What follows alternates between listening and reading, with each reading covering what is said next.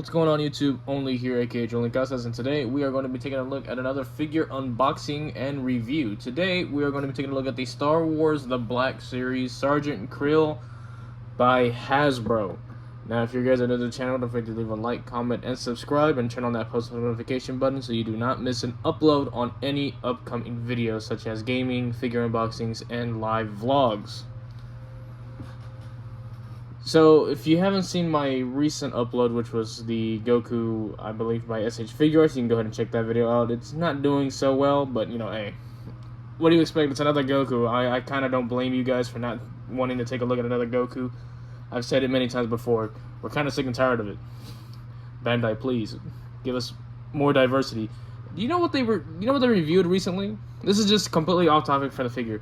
They just revealed a new Super Saiyan Vegeta, which looks pretty good. It's on the new body, a new Super Saiyan head. It can replace the one that we have now from the Cell Saga, right? They gave us another base form Goku. Let's go. That's exactly what we wanted, guys. I mean, sure, that's fine that we can get a new updated 3.0 base form Goku body, but why now? Of all times, you wait till now? We asked for that months ago, years ago.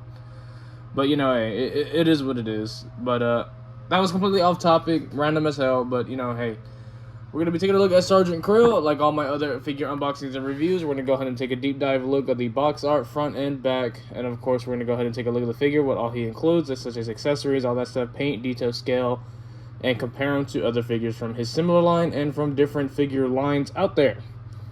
So, right off the bat, I do love this box. I mean, it's based off of the comics. If you don't know who Sergeant Kreel is, he is the leader of Scar Squadron, or Task Force 99, of the Imperial Army, led by Darth Vader. And I'm pretty sure, like all the Black Series figures, they have like a little prompt maybe in the back, probably somewhere, that can tell you who Sergeant Kreel is in a nutshell. So I wouldn't say he's a canon character. He's just more for the comics. I'm not sure if the comics are canon or not, but as you can see, he has faced off against Luke Skywalker.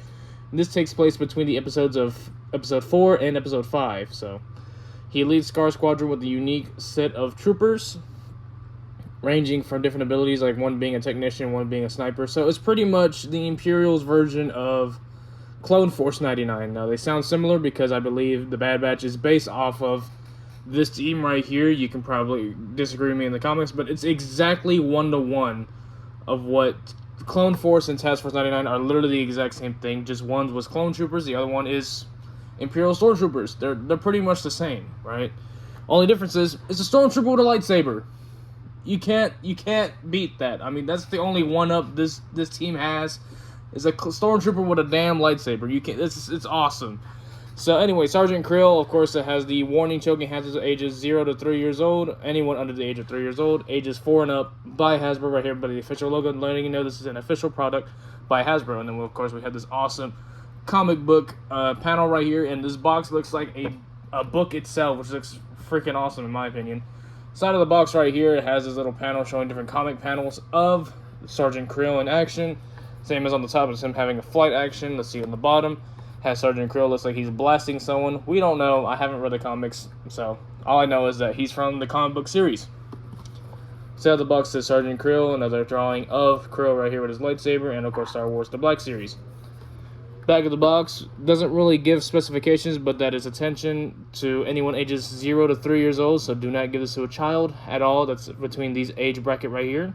And wait until they're 4. In my opinion, I say wait until they're 10, because this damn thing is so expensive. This is a $35 figure after shipping and taxes. He retails for $30, but if I'm not mistaken, they should be making new releases, so the average price for the guy should be $28.99 before taxes. Shipping, you'll be looking at about $30. The only reason I paid $35 is because I bought it from Big Bag Toy Store, and I was too impatient. So I went ahead and got it from there. Shout out to Big Bag Toy Store for hooking me up with this figure. Can't wait to get into this guy. Now, you might be wondering, how the hell are we supposed to open this guy? Well, there is a flap up here we can cut open right here, which I already have pre-cut for the video, so you don't have to see me do that. But also wondering where the hell's the figure? Well, there's a flap right here, protected by 2 Velcro pieces, and we have an open window of the figure of Sergeant Kreel, which looks really, really cool. Probably the most unique things I've ever seen. I mean, they have these for Darth Maul.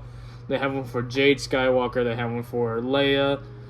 They also have one for the Jedi version of Darth Vader, which is just an all white out version of Darth Vader's suit, which I cannot wait to have in my possession. I really love the look of that figure. Sad thing is he comes with a red lightsaber, not a blue one. So, but the good thing for Black Series figures, all you gotta do is take this bit off and put a blue lightsaber, and there you go. You get your Jedi Darth Vader. So anyway, this side panel right here has the Disney logo because Disney owns the rights to Star Wars. Here we have Sergeant Kreel, and there's a little brief right here in 5 different languages. Let's go ahead and see what it says. Sergeant Kreel, formerly Undercover Agent 5241, serves as the leader of the group of Stormtroopers Task Force 99, better known as Scar Squadron, which I just explained earlier, under the direct command of Darth Vader. So pretty much what I said in a nutshell, what Scar Squadron is and who Sergeant Kreel is. So he was just an agent that used to spy for the Empire, then turn into Stormtrooper with a lightsaber and a jetpack. So you can't beat that. This is like the greatest character ever written in comic for Star Wars. Well, not greatest character written, but the greatest design that I've ever seen for a Stormtrooper, which is just Stormtrooper with a pauldron, has his lightsaber, and of course a gun. And it has all these little unique things, which I cannot wait to get my hands on. So we're going to go ahead and open this guy up and show off what all he includes.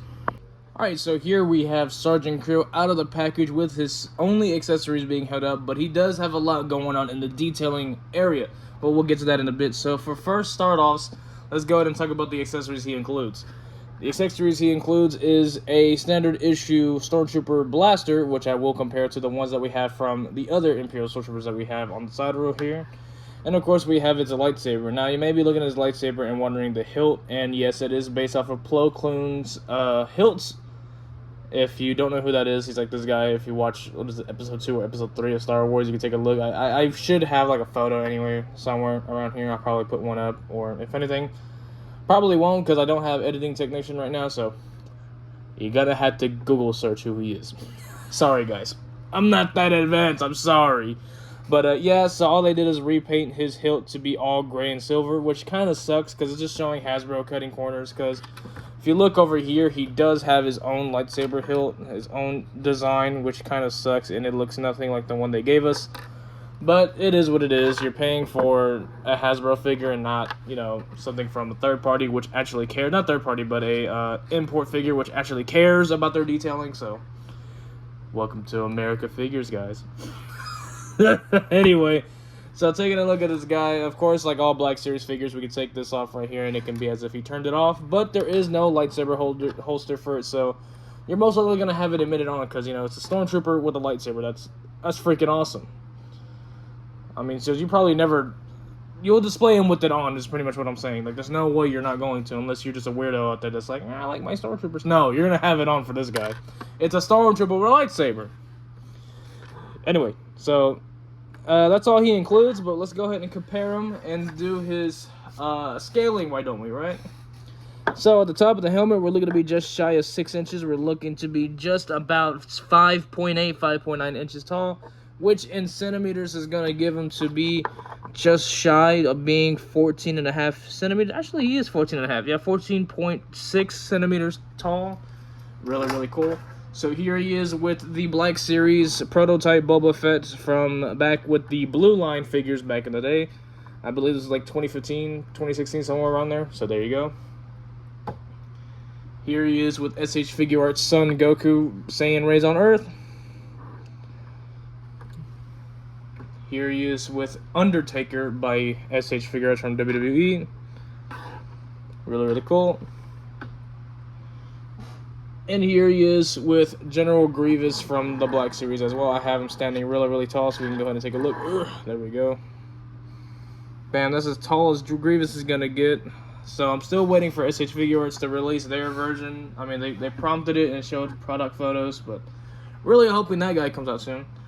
Anyway, so the real comparison here is about this one right here, the Imperial Stormtrooper from the Black Series as well. So this is the one from the Mandalorian series, which is going to be the closest and most up-to-date Imperial Stormtrooper we're ever going to get. Now, you may see some similarities, of course, but there's also going to be some differences. So let's go ahead and start with something small, and then we'll work our way up to the most obvious. So taking a look at the blasters, they do include 2 blasters, but as you can see, there are some differences with these blasters. Starting for one is the color. This one has more of a gunmetal gray. This is an all-black piece of plastic. And right here, it has a flashlight on the Imperial Stormtrooper one, as Kreel's does not include that. And as you can see, the magazine difference on the Imperial one is more of a longer, thinner magazine, and this is more of a short, chubbier, thicker magazine right here. It has more width than it does length, and this one has more length than width. So there you go. And if we're looking at the scopes, I believe the optics are also a bit different. It's kind of hard to tell, but as you can see, this one has more of a wider optic, maybe like the scopes right here with a laser. This one is just an optic with no laser. Interesting enough. And that's pretty much the most noticeable differences between the blasters, just the magazines, the scopes, and of course the flashlight and the color. And you know, the Imperial Stormtrooper just includes that. No lightsaber, that only goes to this guy. Woohoo! So taking a look at the Stormtrooper itself, they should all have similar articulation styles, but I think his is going to be hindered because of this pauldron he has right here.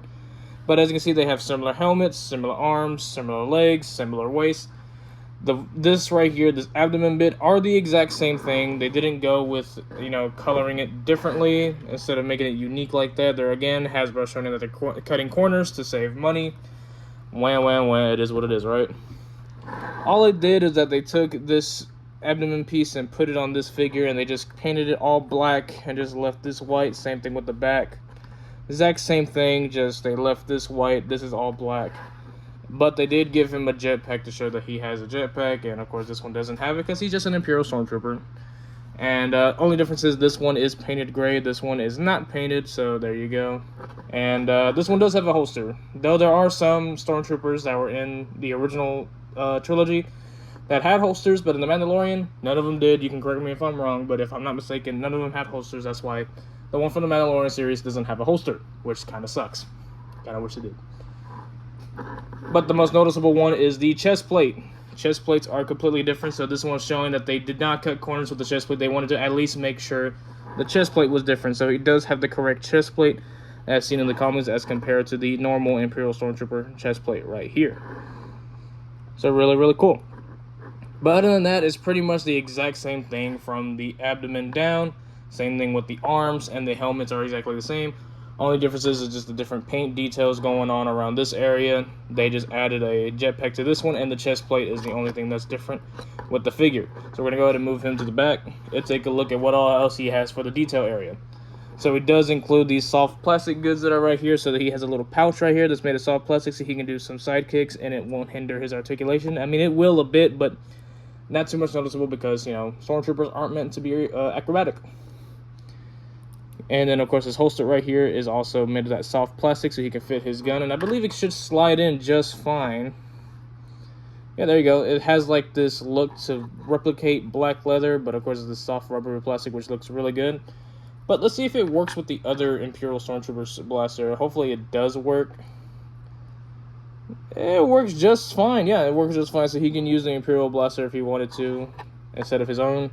But, of course, we're just going to leave him with this one just so he can stick out just a tad bit more. So he also includes this little bicep pouch right here. But it could be like ammo or med kit. I do not remember. But it does tend to slide off a bit. So if you wanted to stay, for mine, I'm just having it off to the side like that. A little bit inconvenient, but, I mean, it looks fine to me. I mean, you're not going to notice it even right here. It looks like it's right here, but they have it off to the side right here. So it should be 2 pouches, but they gave us 1. So there you go. My camera is just wobbly today.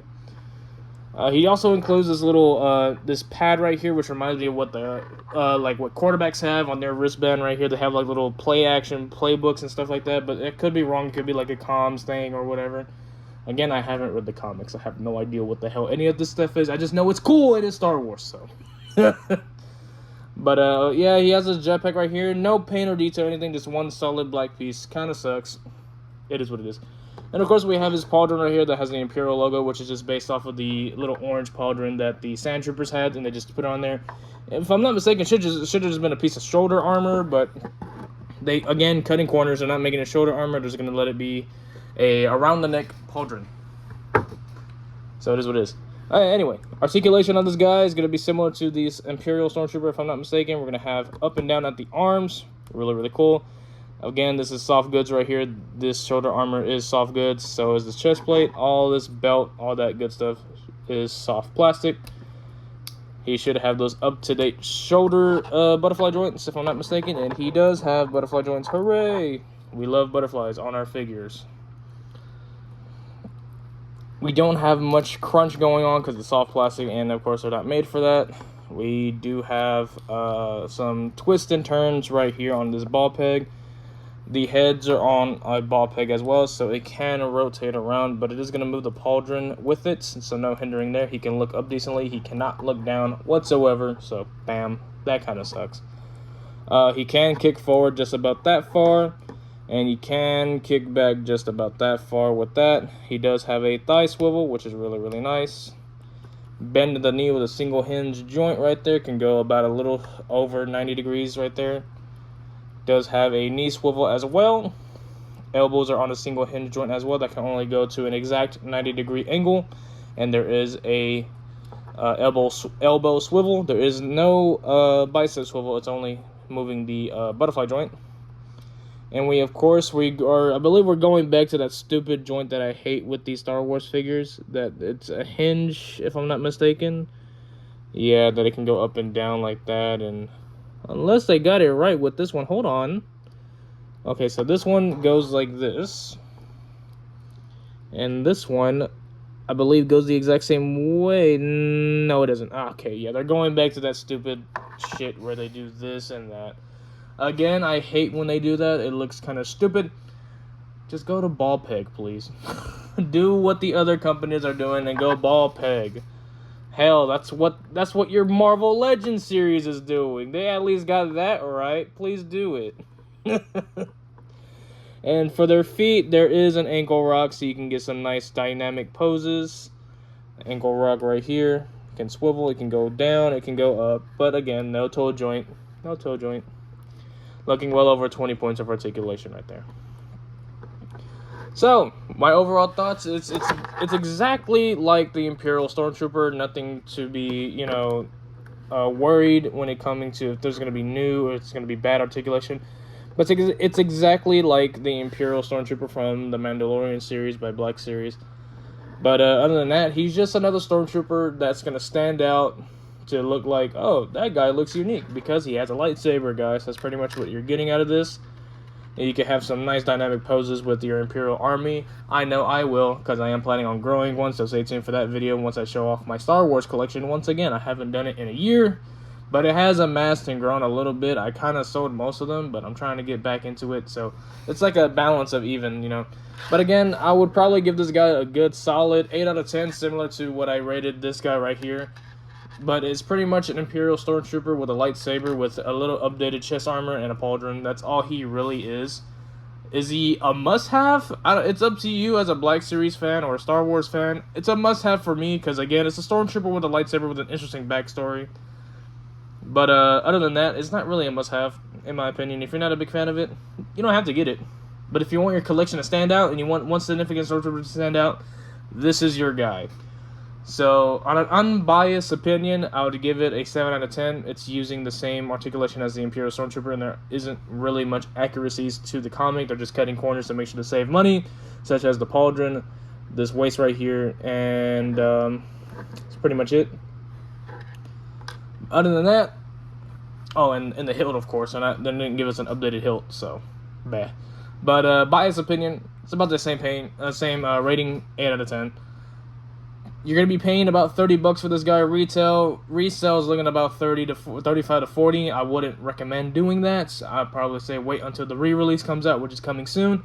Should have been already now, since it's past September. It's supposed to release in September, but I got on my hands early on it because Big Bad Toy Store is awesome. So, if you're new to the channel, don't forget to leave a like, comment, and subscribe. This has been Only signing out. I'll see you guys in the next one. Peace out.